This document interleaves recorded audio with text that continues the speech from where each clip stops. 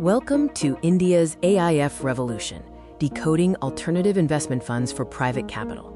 In this in-depth guide, we'll demystify AIFs, their categories, regulatory framework, and their pivotal role as the new frontier for private market investment in India.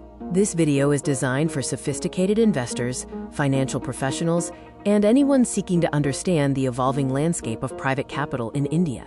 By the end, you'll have a comprehensive understanding of how AIFs are shaping India's economic future. Let's begin by defining what alternative investment funds, or AIFs, are, and the crucial role of SEBI in their regulation. Simply put, AIFs are privately pooled investment vehicles established in India that collect funds from sophisticated investors. These funds are then invested in accordance with a defined investment policy for the benefit of their investors. They are rigorously regulated by SEBI, the Securities and Exchange Board of India. SEBI's Alternative Investment Funds regulations, introduced in 2012, marked a landmark moment. Before this, private capital pools often operated in a less structured environment. The purpose of these regulations was to formalize and bring transparency to these funds, mobilizing long-term capital into high-growth areas that extend beyond public markets, like startups, infrastructure, and private equity.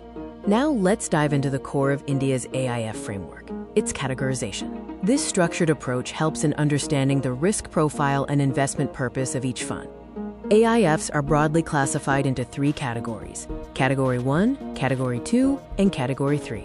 This distinction is based on their risk-return profile, investment strategies, and crucially, their purpose in channeling funds into specific economic priorities aligned with India's growth objectives. Each category serves a unique function in the broader financial ecosystem.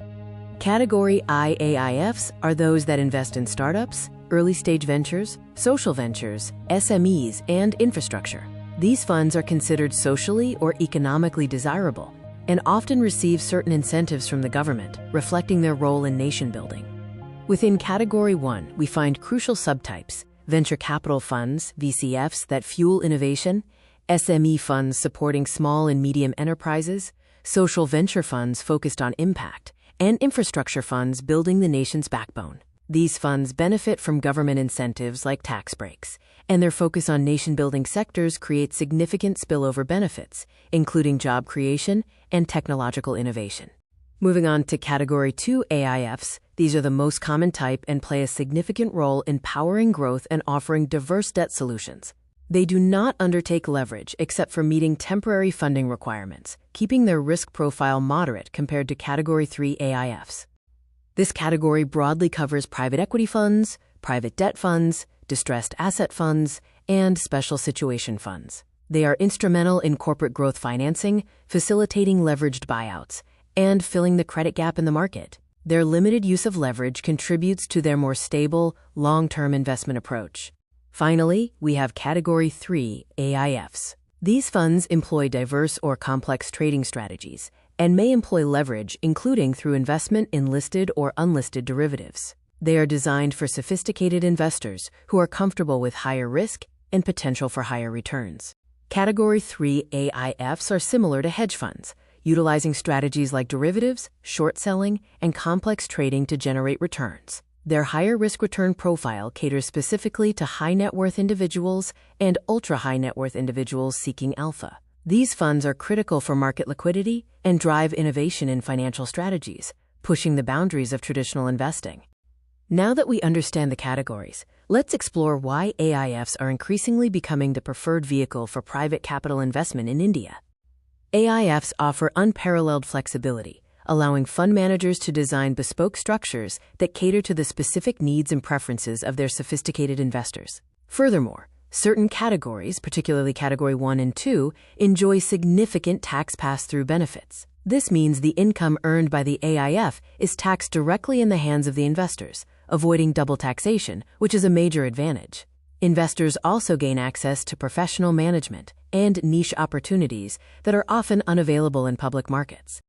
The key reasons for their preference boil down to three main pillars: regulatory clarity, tax efficiency, and the undeniable benefit of professional management. SEBI's transparent and robust compliance framework for AIFs instills significant investor trust. The tax pass-through status for Category 1 and 2 AIFs is a major draw, effectively reducing the tax burden by avoiding double taxation on fund income. This efficiency significantly enhances net returns for investors. Moreover, AIFs provide access to specialized fund managers with deep domain expertise who can identify and manage complex private market investments far more effectively than individual investors could. AIFs are versatile instruments used across a spectrum of investment strategies, each tailored to specific market opportunities. To fully appreciate the unique value of AIFs, it's essential to compare them with traditional investment vehicles like mutual funds and direct investing. AIFs offer a significantly broader investment mandate compared to mutual funds. While mutual funds typically adhere to highly standardized structures, AIFs can be designed with tailored structures, catering to niche strategies and sophisticated investor needs that a one-size-fits-all retail product simply cannot accommodate. Let's break down the core differences between AIFs and mutual funds, focusing on who they serve and what they invest in. The primary distinction lies in their target audience. Mutual funds cater to retail investors, allowing small ticket sizes and high liquidity. AIFs, on the other hand, are restricted to sophisticated investors, typically requiring a minimum ticket size of 1 crore rupees. Furthermore, mutual funds primarily invest in listed securities, while AIFs focus on unlisted, illiquid, or private assets, offering exposure to a completely different market segment. Now, let's look at AIFs versus direct investing, highlighting the significant benefits of professional management. Direct investing in private deals requires immense due diligence capacity, deep industry knowledge, and extensive networks.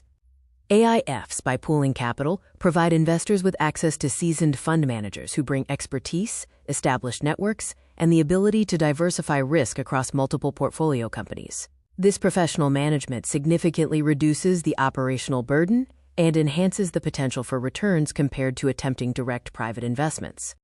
Beyond investment vehicles, AIFs play a transformative role in India's broader economic ecosystem, channeling critical capital and fostering innovation.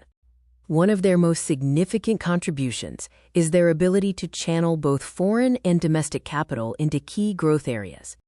AIFs have become a magnet for global investors, drawing them into India's compelling startup ecosystem and vast infrastructure development story. Simultaneously, domestic family offices and high-net-worth individuals are increasingly utilizing AIFs for portfolio diversification and access to specialized private market opportunities, keeping capital within the nation and growing the domestic investment landscape. Crucially, AIFs are not just about money. They are about driving innovation and fostering entrepreneurship across the country.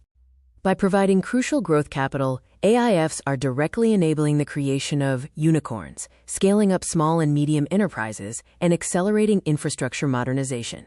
They are boosting critical sectors such as fintech, health tech, deep tech, and renewable energy, laying the groundwork for India's future economic prowess. While the trajectory for AIFs in India is undoubtedly bright, it's important to acknowledge some inherent challenges and understand the promising outlook for this market.